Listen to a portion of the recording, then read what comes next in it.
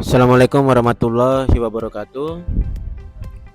Selamat pagi, mohon izin memperkenalkan diri. Nama saya Andi Bagas Firmansyah, peserta Latsar CPNS tahun anggaran 2026 dari angkatan 27 kelompok 3. Pagi ini saya bersama dengan Bapak Renaldi Saputra, di mana Bapak Renaldi Saputra ini sebagai peserta magang dari Kementerian Ketenagakerjaan. Jadi pagi ini saya hendak mewawancarai beliau tentang kaitan kedaulatan negara dengan isu ketenagakerjaan di Indonesia saat ini. Selamat pagi Bapak. Terima kasih atas waktunya. Jadi pagi ini saya hendak bertanya bagaimana pendapat Bapak melihat isu tenaga kerja asing dengan kedaulatan negara Bapak. Kedaulatan negara saat ini juga dapat diukur dari kemampuan negara untuk melindungi warga negaranya di sektor tenaga kerja. Kementerian Ketenagakerjaan harusnya dapat memastikan bahwa kedaulatan pekerja lokal dan membatasi tenaga kerja asing yang masuk ke dalam negara kita. Lalu Bapak, apa kaitan penggunaan tenaga kerja asing ini dengan keselamatan bangsa Bapak? Penggunaan tenaga kerja asing di Indonesia memiliki kaitan erat dengan keselamatan bangsa, baik dari aspek ekonomi, sosial, maupun dari keamanan nasional. Meskipun tenaga kerja asing di Indonesia dibutuhkan untuk alih teknologi, akan tetapi pengelolaannya yang tidak tepat dapat mengancam stabilitas dan kedaulatan negara. Kemudian, apakah tenaga kerja asing ini dapat mengganggu keutuhan wilayah Bapak? Ya, meskipun tenaga kerja asing berpotensi menimbulkan gesekan sosial, terutama jika terjadi ketimpangan ekonomi ataupun budaya dengan masyarakat lokal yang dapat mengganggu stabilitas keamanan negara. Baik Bapak, terima kasih atas waktunya Bapak. Selamat pagi, Assalamualaikum warahmatullahi wabarakatuh. Wabarakatuh. Mohon izin memperkenalkan diri. Perkenalkan, nama saya Muhammad Mukhtarifin, peserta Latsar CPNS tahun anggaran 2026 dari angkatan 27 kelompok 3. Saat ini saya sedang bersama dengan Bapak Dedi Akbar Trianto selaku staf subseksi pengelolaan di rumah tahanan kelas 255. Hal yang ingin saya tanyakan kepada Bapak ialah, menurut Bapak, apa saja nilai-nilai bela negara yang paling penting untuk diterapkan dalam kehidupan sehari-hari? Ya, menurut saya nilai-nilai bela negara yang paling penting untuk diterapkan dalam kehidupan sehari-hari sebenarnya bersifat sederhana, tetapi berdampak besar jika dilakukan secara konsisten. Pertama, cinta tanah air yang tercermin dari menjaga lingkungan, menghargai budaya, dan bangga sebagai bagian dari bangsa Indonesia. Kedua, kesadaran berbangsa dan bernegara, yaitu memahami hak dan kewajiban sebagai warga negara serta menjaga persatuan di tengah perbedaan. Ketiga, disiplin dan tanggung jawab baik dalam pekerjaan maupun kehidupan sosial. Keempat, rela berkorban misalnya dengan mendahulukan kepentingan umum di atas kepentingan pribadi. Terakhir itu integritas dan kejujuran, karena hal ini menjadi fondasi utama dalam menjaga kepercayaan dan stabilitas di masyarakat.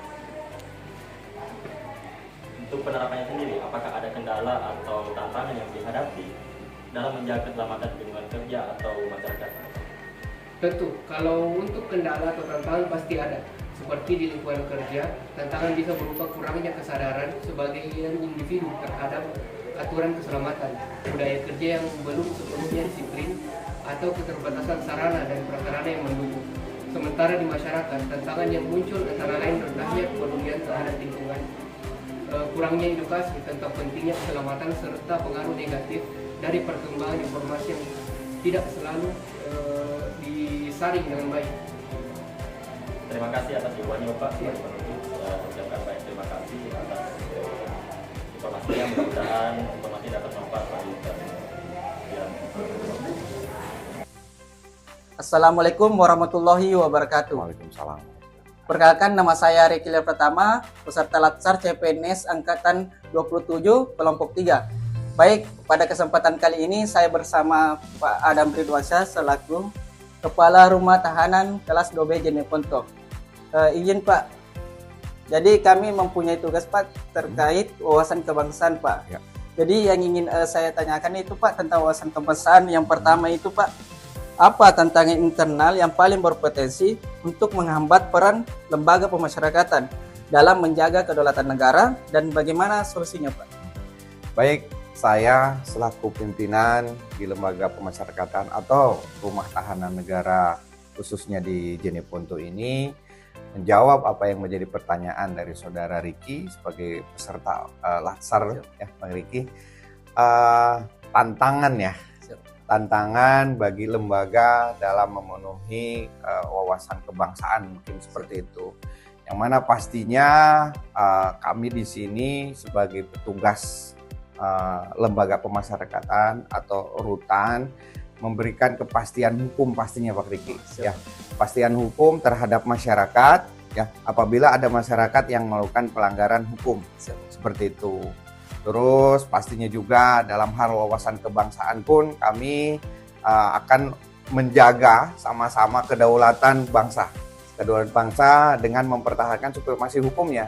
Kami di Rutan dan Lapas ini lebih kepada mempertahankan supremasi hukum supaya mempertahankan kedaulatan bangsanya seperti itu.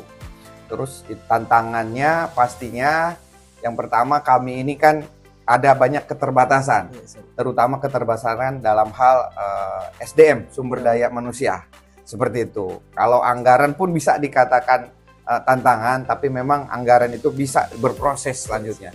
Tapi kalau SDM kurangnya pendidikan dan pelatihan terhadap petugas kami di sini sehingga kurangnya juga dalam menegakkan supremasi hukum terhadap kedaulatan bangsa.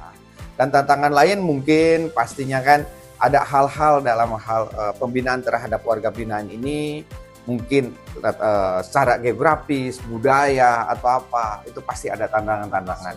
Yang pasti tantangan terbesarnya kurangnya pelatihan pengetahuan spesifikasi bagaimana seorang petugas pemasyarakatan yang memang memenuhi standar dalam hal pemenuhan kualifikasi penegakan hukum seperti itu. Solusinya pastinya kami akan terus memberikan pelatihan-pelatihan terhadap petugas, mengajukan anggaran juga ke pusat untuk pastinya untuk pelatihan tersebut. Kami lakukan pembinaan terhadap petugas pastinya seperti itu solusinya.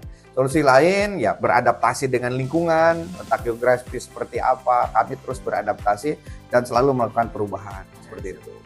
Terus ada lagi mungkin? Mungkin Pak, terima kasih atas jawabannya Pak. Jadi pertanyaan kedua saya itu bagaimana koordinasi eksternal antar bidang di lembaga pemasyarakatan dapat diperkuat untuk mendukung keselamatan bangsa Pak? Pasti, kami tidak berdiri sendiri ya.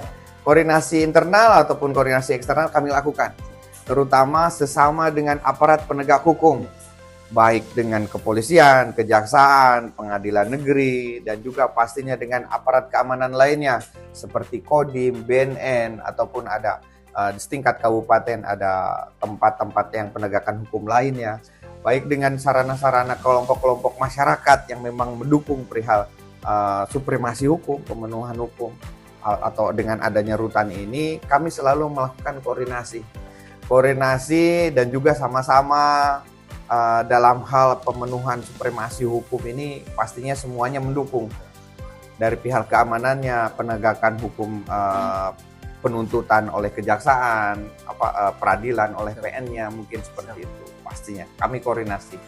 Ya. Itu mungkin. Siap. Oh, ya. Terima kasih Pak atas jawabannya Pak. Mungkin terima kasih juga atas waktunya Pak. Ya. Mungkin itu saja yang dapat saya Sama-sama. tanyakan kepada kita Pak. Oke. Mungkin sebagai penutup itulah tadi wawancara dari saya kepada narasumber. Mungkin sekian dan terima kasih. Assalamualaikum warahmatullahi wabarakatuh. Waalaikumsalam warahmatullahi wabarakatuh. Assalamualaikum warahmatullahi wabarakatuh. Saya Andi Nurlanisa sebagai peserta Latsar CPNS 2026. Sekarang saya berada di Lembaga Pemasyarakatan kelas 1 Makassar dan saya akan mewawancarai seorang mahasiswa hukum sebagai pihak stakeholder eksternal dengan tema kedaulatan negara. Selamat pagi rekan-rekan, saya di sini bersama Ari, seorang mahasiswa hukum. Baik Ari, pertanyaan saya, negara yang berdaulat adalah negara yang hadir melayani. Nah, dari sudut pandang mahasiswa hukum, apakah pelayanan publik yang kami berikan di Lapas kelas 1 Makassar ini, seperti layanan kunjungan atau pengaduan, sudah mencerminkan hukum Indonesia yang humanis dan bermartabat di mata masyarakat? Jadi menurut saya, selama saya magang di sini sudah terlihat adanya perbaikan dalam pelayanan. Negara yang berdaulat dapat dinilai dari bagaimana ia melayani masyarakat serta warga binaannya. Layanan kunjungan yang lebih tertata dan adanya mekanisme pengaduan menunjukkan bahwa pelaksanaan hukum tidak hanya menegakkan aturan, tapi juga memperhatikan hak dan kemanusiaan. Hal ini mencerminkan sistem hukum yang lebih bermartabat. Mungkin itu saja dari pandangan saya, Bu. Baik, terima kasih atas jawaban dan kesempatan yang diberikan. Warahmatullahi wabarakatuh. Perkenalkan, nama saya Muhammad Ilham Ismail, peserta Latsar Kementerian Imigrasi dan Pemasyarakatan Angkatan 27 Kelompok 3. Saat ini saya bersama dengan salah satu seorang perawat yang ada di Rutan Masamba dan saya akan mewawancarai yang berkaitan dengan wawasan kebangsaan. Pertanyaan pertama itu, menurut Anda apa peran perawat dalam menjaga kedaulatan negara? Oke, menurut saya itu perawat membantu menjaga kedaulatan negara dengan merawat kesehatan masyarakat. Kalau masyarakat sehat, negara jadi kuat. Perawat juga ikut menangani penyakit atau wabah agar tidak menyebar luas. Baik, pertanyaan kedua, bagaimana peran perawat ikut menjaga keselamatan bangsa? Baik, menurut saya itu perawat menjaga keselamatan bangsa dengan memberikan pelayanan kesehatan yang cepat dan tepat. Selain itu, perawat juga mengedukasi masyarakat agar hidup sehat dan mencegah penyakit. Baik, pertanyaan ketiga, menurut Anda apa hubungan perawat dengan keutuhan wilayah negara Indonesia? Nah, baik, menurut saya perawat membantu dengan memberikan pelayanan kesehatan sampai ke daerah terpencil. Hal ini membantu masyarakat merasa diperhatikan sehingga persatuan tetap terjaga dan wilayah negara tetap utuh. Baik, terima kasih.